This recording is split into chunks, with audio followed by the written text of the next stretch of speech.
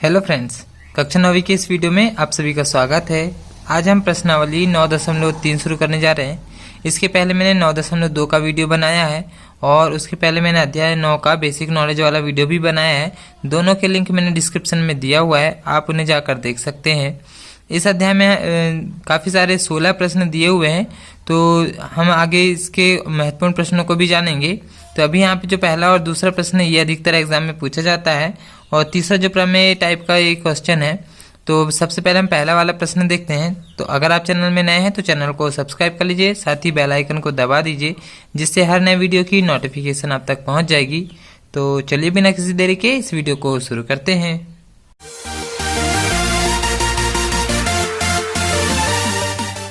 पहला प्रश्न देख सकते हैं, यहाँ पे दिया है एक त्रिभुज ABC बना हुआ है जिसमें AD जो है त्रिभुज ABC की माध्यिका है और यहाँ पे हमें सिद्ध करना है कि जो ABE ये वाला जो त्रिभुज है ACE ये वाले दोनों त्रिभुज क्षेत्रफल में बराबर है, या AR लगा मतलब क्षेत्रफल में बराबर है, ये हमें सिद्ध करना है।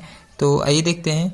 तो इस तरह से पहले लिख ले रहे हैं कि ABC में की एक माध्यिका AD है और उसमें एक बिंदु E है और यहाँ पर हमें सिद्ध करना है कि एरिया त्रिभुज ABE और एरिया त्रिभुज ACE ये दोनों के क्षेत्रफल यहाँ पे बराबर, ये हमें यहाँ सिद्ध करना है। तो इस तरह से यहाँ पे एक चित्र बना हुआ है, इसमें ये जो है ABE और ये ACE ये दोनों के क्षेत्रफल हमें यहाँ बराबर करना है। तो इसके लिए हम क्या करें, इसके हम दो टाइप से ऐसे चित्र बनाएंगे जिनसे इनको हम सिद्ध करेंगे। तो पहले एक बड़ा वाला त्रिभुज ABC देख लेते हैं जिसमें ये बीच वाले पार्ट को हम छोड़ दे रहे हैं। तो इस तरह से हम एक त्रिभुज ABC बना लेते हैं जिसमें सिर्फ AD हो जाएगी, ये BE और CE वाले पार्ट को हम छोड़ दे रहे हैं। तो यहाँ पर देखेंगे यदि त्रिभुज की माध्यिका हमें पता चल जाए तो त्रिभुज की जो माध्यिका होती है त्रिभुज को दो बराबर भागों में विभाजित करती है और दोनों के क्षेत्रफल बराबर होते हैं। ये हमने एक प्रमेय पढ़े हैं। तो यहाँ पे ये दोनों त्रिभुज के क्षेत्रफल आपस में बराबर होंगे।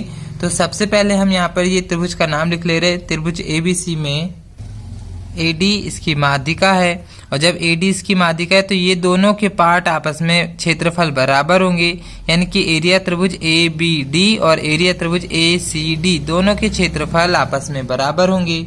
इस तरह से हम यहाँ लिख सकते हैं। इसको हम दे रहे हैं समीकरण 1। इसी तरह से अब हम ये नीचे वाला भी पार्ट देखते हैं, EBC ये वाला पार्ट, इसमें ED ये त्रिभुज की माध्यिका हो जाएगी। तो हम इसका इस तरह से एक चित्र बना ले रहे हैं। तो त्रिभुज EBC से इसमें ED इसकी माध्यिका हो जाएगी।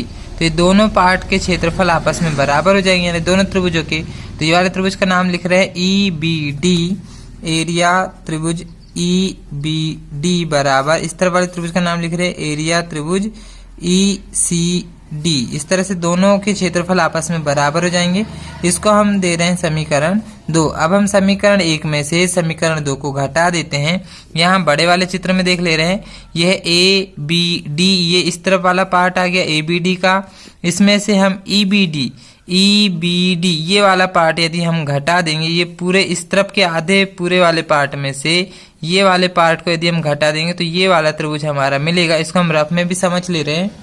तो जैसे मान के चलो हमारे पास इस तरह का एक चित्र बना हुआ है। तो ये पूरे ABD में से EBD को यदि हम माइनस कर दें, घटा दें, तो हमारे पास देख सकते हैं ये वाला त्रिभुज बचेगा ABE। तो यही हमें यहाँ पे सिद्ध करना है। तो यहाँ पे अब हम दोनों को घटाएंगे, समीकरण 1 और 2 को। तो समीकरण 1 से 2 को घटाने का मतलब है कि लेफ्ट वालों को घटाना है और फिर बराबर लगा के राइट वालों को घटाना है। तो इस तरह से हमने यहाँ पे लेफ्ट वालों को घटाए हैं और फिर बराबर लगा के राइट वालों को यहाँ घटाए हैं। तो ABD में से EBD को यदि घटा देंगे, यह ABD इस तरफ वाले पार्ट में से ये वाला पार्ट घटा देंगे तो ये वाला पार्ट बचेगा ABE। तो यहाँ पर हम लिख सकते हैं एरिया त्रिभुज ABE ये वाला पार्ट हमारा देख सकते हैं, यही हमें सिद्ध करना में है। अब इस तरफ में ACE लाना है।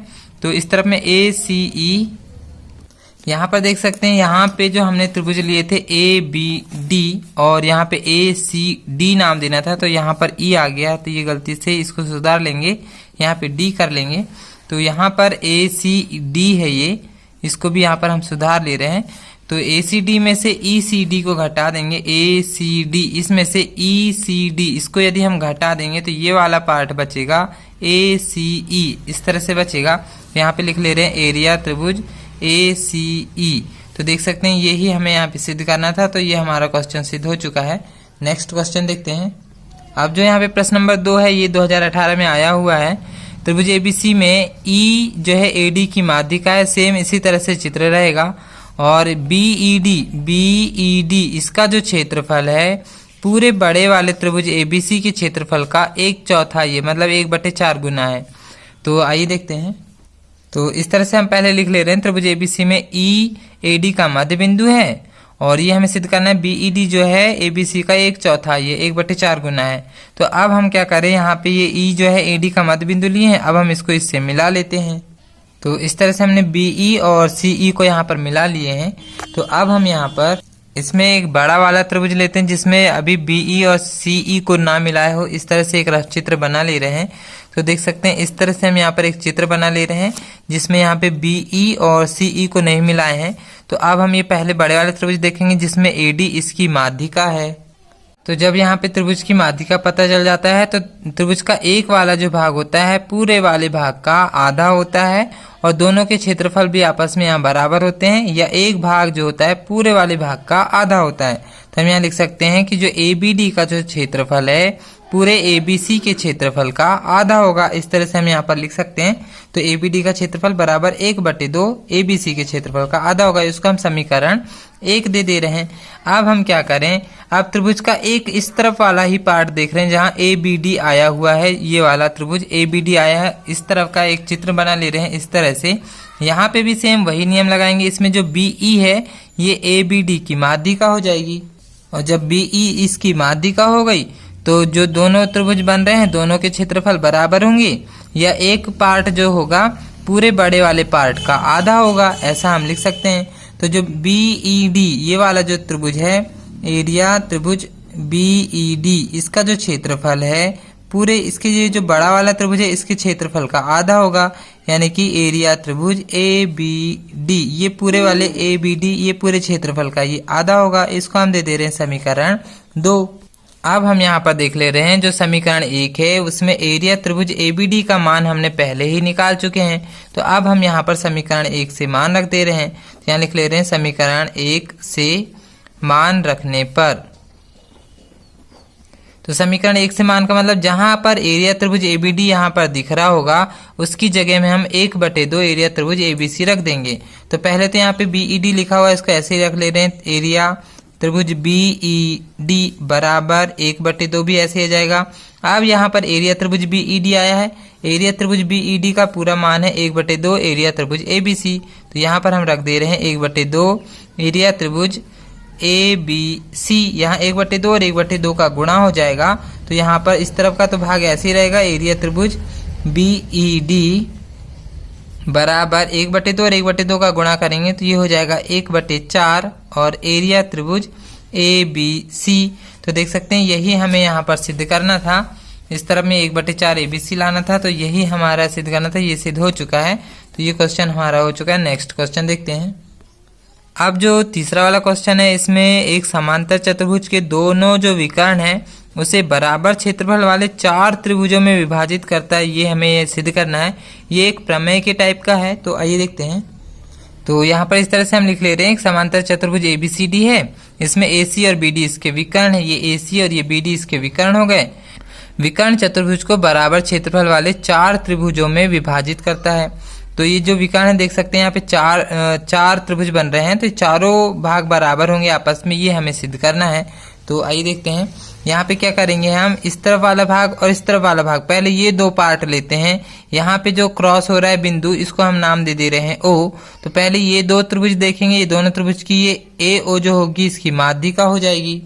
तो जैसे अभी हम इसी तरफ वाला पार्ट देखें तो यहाँ पर त्रिभुज हमने लिए ए बी डी, ये वाले त्रिभुज में जो ए ओ है ये वाले त्रिभुज की माध्यिका हो जाएगी। और जब ए ओ इसकी माध्यिका होगी तो दोनों पार्ट यहाँ पे क्षेत्रफल में बराबर होंगे।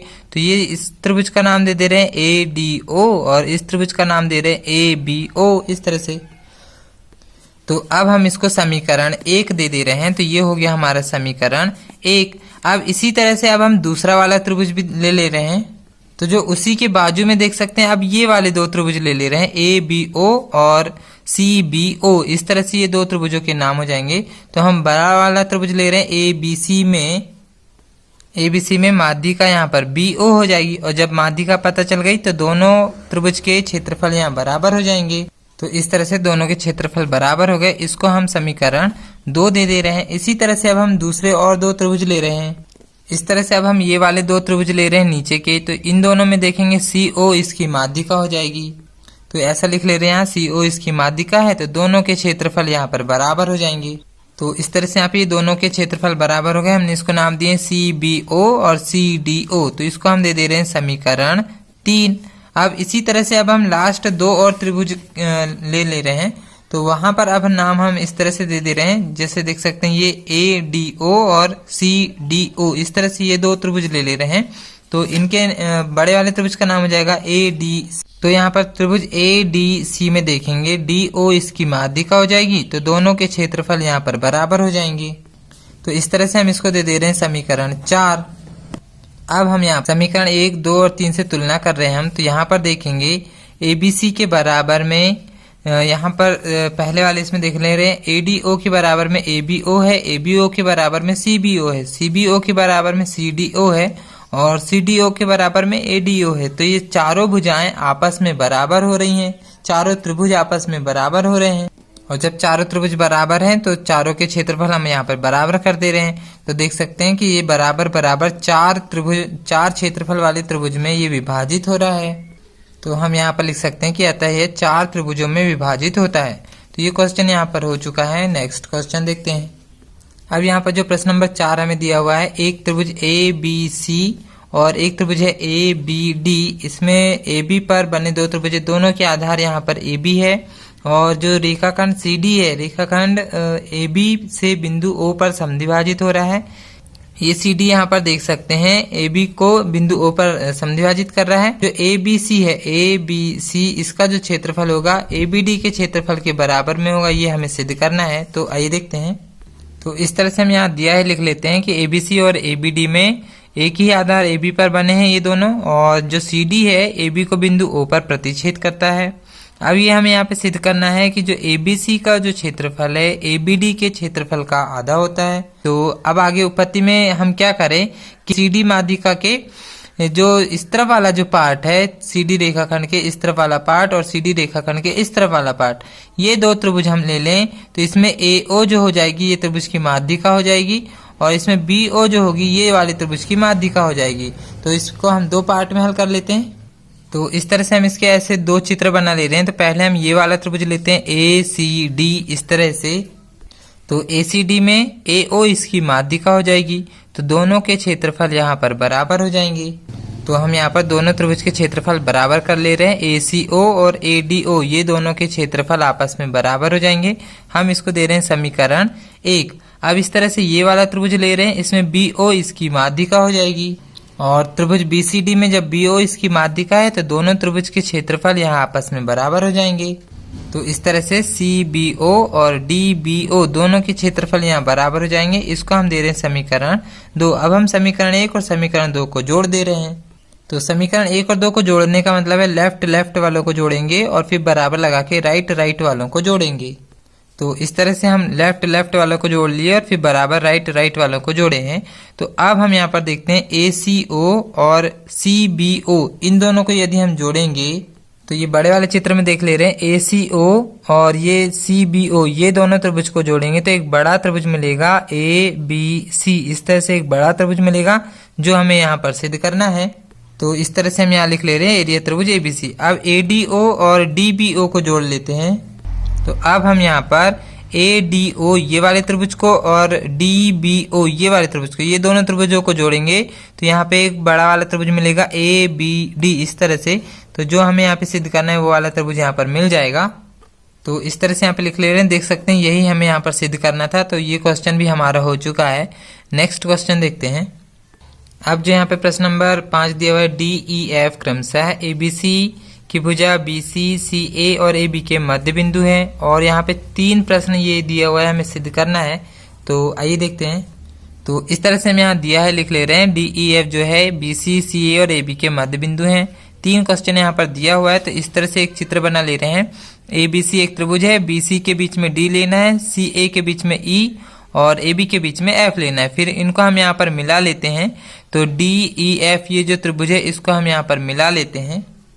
इस तरह से हमने त्रिभुज को मिला लिए हैं। तो अब पहला जो प्रश्न है हमें बी डी ई एफ ये वाला जो त्रिभुज है इसको हमें समांतर चतुर्भुज ये सिद्ध करना है। तो यहाँ पे समांतर चतुर्भुज सिद्ध करने के लिए हम यहाँ पर इस तरह से इस त्रिभुज को लें जिससे इसकी भुजाएं आमने सामने की समांतर हो। तो देख सकते हैं ए बी के मध्य बिंदु एफ है और ए सी का मध्य बिंदु ई है। तो यहाँ पे मध्य बिंदु प्रमेय लग जाएगा। जो एफ ई है पूरे बी सी के समांतर भी होगा और उसका आधा भी होगा।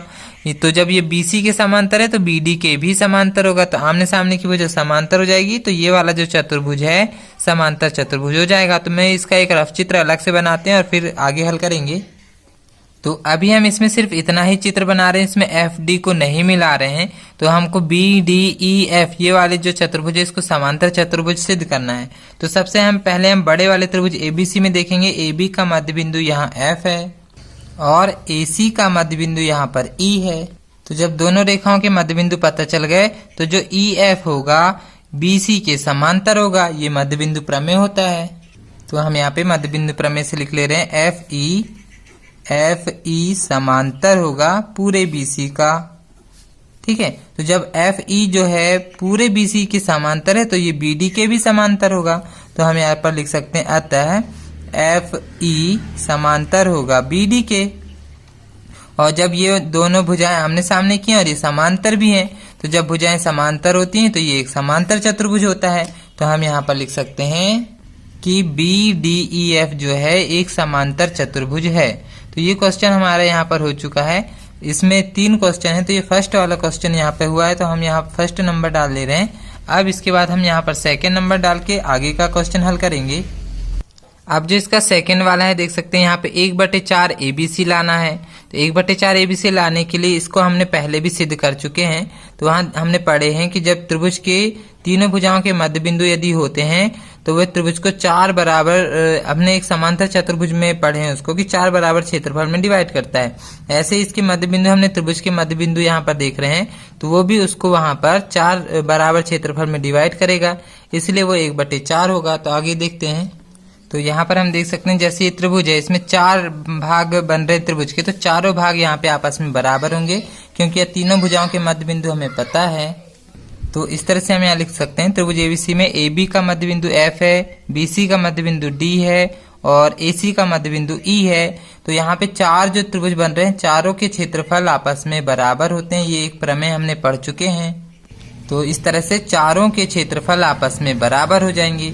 और जब चारों के क्षेत्रफल बराबर हो गए हैं तो देख सकते हैं ये 4 बराबर बराबर भाग में बट रहे हैं। तो बड़े वाले त्रिभुज का ये 4 भाग में होंगे, मतलब 1/4 होगा।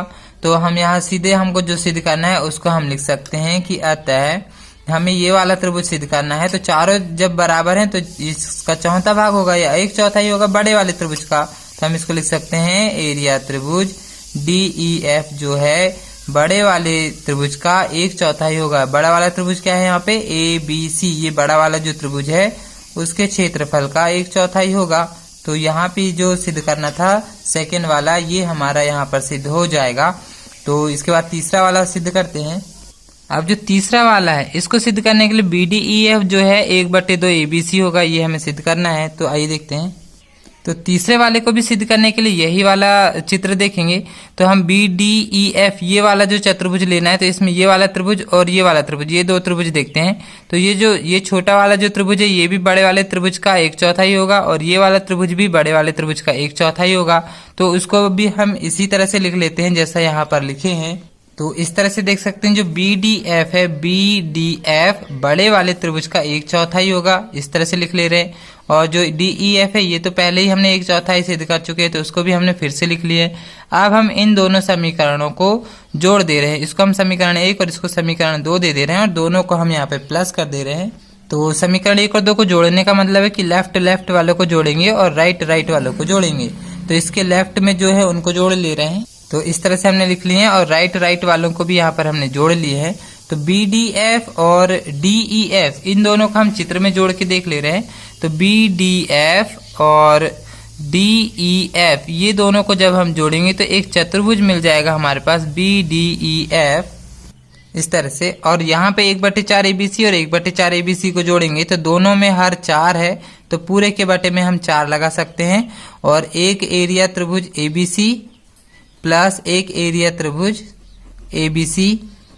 अब यहाँ पे एक ABC और एक ABC ऐसा मिलके ये हो जाएगा 2 ABC, तो इसको लिख सकते हैं 2 एरिया त्रिभुज ABC, पूरे के बटे में है 4। तो यहाँ देखेंगे 4, 2 से यहाँ पे 4 कट जाएगा 2 बार में, तो यहाँ पर नीचे पे बच रहा है 2 और एरिया त्रिभुज ABC, इस तरफ में तो एरिया चतुर्भुज BDEF इस तरह से है। तो यहाँ पे तो 1/2 इसको लिख सकते हैं और ये एरिया त्रिभुज ABC। तो इस तरह से यहाँ पे देख सकते हैं ये हमारा सिद्ध हो जाएगा। तो ये हमारा क्वेश्चन सिद्ध हो चुका है। अब देखते हैं ये जो वीडियो है काफी बड़ा हो चुका है। तो अभी हमने इस वीडियो में सिर्फ प्रश्न नंबर 5 तक हल करे हैं। इसके जो अगला वीडियो रहेगा उसमें हम आगे के प्रश्नों को हल करना सीखेंगे। तो अगर आप चैनल में नए हैं तो चैनल को सब्सक्राइब कर लीजिए, साथ ही बेल आइकन को दबा दीजिए, जिससे हर नए वीडियो की नोटिफिकेशन आप तक पहुंच जाएगी। तो इस वीडियो को पूरा देखने के लिए आप सभी का धन्यवाद।